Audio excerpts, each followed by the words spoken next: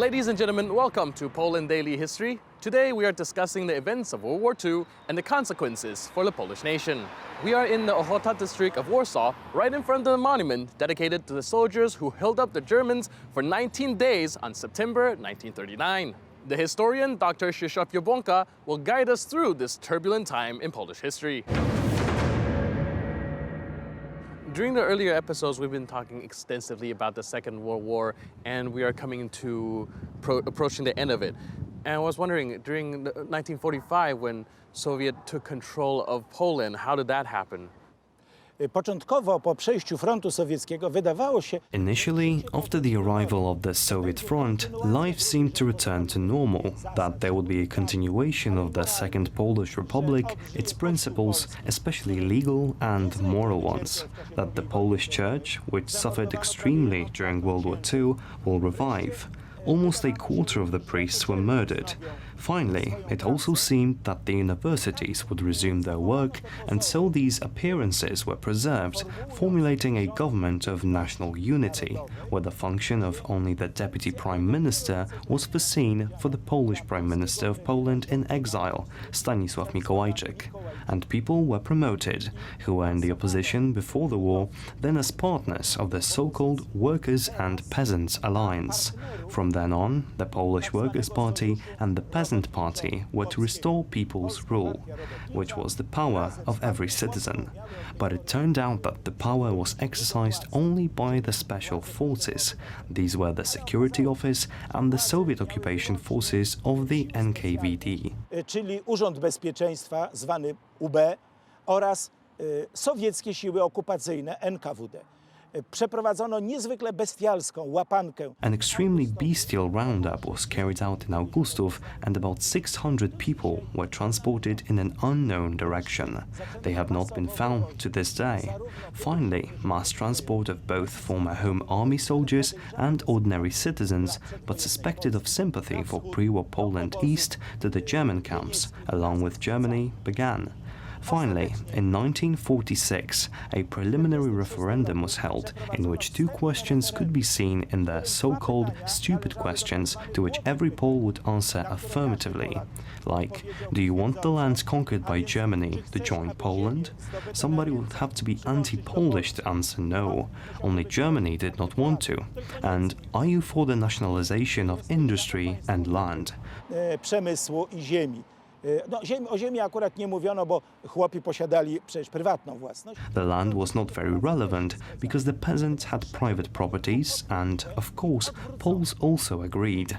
However, the third question was tricky and reversed. It was not affirmative, only negative. Are you for the abolition of the Senate? The Senate was the second chamber of parliament. This question would establish who was for People's Poland and therefore for the abolition and who was against. The slogan was 3 times yes. The perfect package answer would be yes, yes, and again yes. The Poles behaved wisely. 2/3 answered no to the first question. Then the referendum was rigged. This forgery was followed by another in 1947, when the elections for the Polish parliament were falsified. All votes were granted to a democratic bloc, which was actually a totalitarian bloc. Meanwhile, the Polish People's Party, which was a separate party, got over 75% of the votes, and these results were simply exchanged. These 75% were attributed to the parties that received only 25, and the 25 were attributed to the Polish People's Party, who actually were meant to win the election. Przypisano PSL-owi, który te wybory wygrał. Skąd my wiemy, że wygrał? How do we know that they actually won? One of the polling stations revealed the authentic results that accurately spoke of such proportions. Ultimately, the communist-dominated parliament adopted the Stalinist constitution, which established a perpetual alliance with the Soviet Union. Personal comments concerning the text of the proposal for this constitution were made by Joseph Stalin, hence it was called the Stalinist Constitution of 1952. It introduced the system and the name of the Polish People's Republic. In Poland, this name was not used, because it was neither Poland nor a republic, nor was it for the people. It was simply the Soviet Ani Republic. Rzeczpospolita, ani na pewno ludowa. Była to po prostu Republika Sowiecka. I would imagine the Soviet occupation would not run without resistance, and I was wondering how the Poles went about resisting the control of the Soviet Union.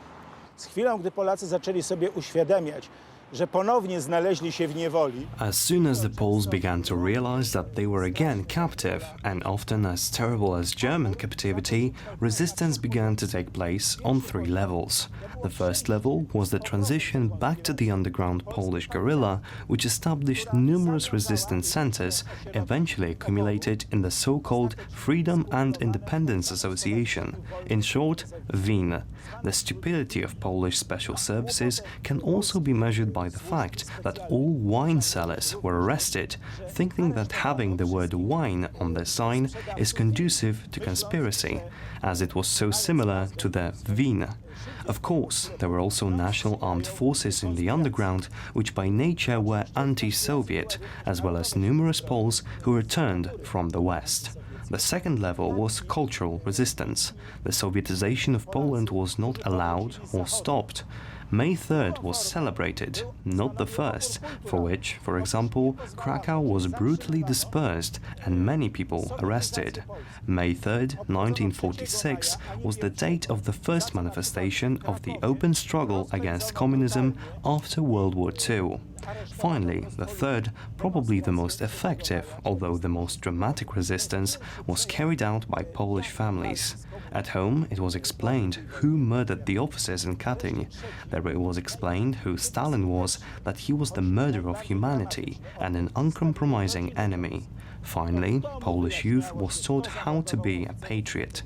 Let me remind you that we are dealing with another Polish anti-communist uprising. The next one, following the Warsaw Uprising, which lasted until 1949, when the last units disintegrated and the so-called Fourth Command of the Freedom and Independence Association ceased their operations. It wasn't until October 23, 1963, that the last cursed soldier, at the time cursed by communism, Józef Franczak, nicknamed Lalka, died, betrayed by one of his relatives. The resistance that extinguished in 1963 was seized by the Catholic part of society, the majority of society, by organizing under the aegis of the Church in 1966 a powerful celebration of the millennium of the baptism of Poland, which the communists tried to oppose the millennium of the Polish state, which was nonsense because the Polish state existed 500 years earlier and was baptized, not just established. Canvas of these celebrations, letters of Polish bishops were sent to German bishops, which clearly stated, "We forgive you, the German people, your terrible sins of war, but we also ask for forgiveness in the name of the Poles who have sinned against you," to which the Polish Bolsheviks responded with terrible repression, screaming that they do not forgive, and eventually lost this fight.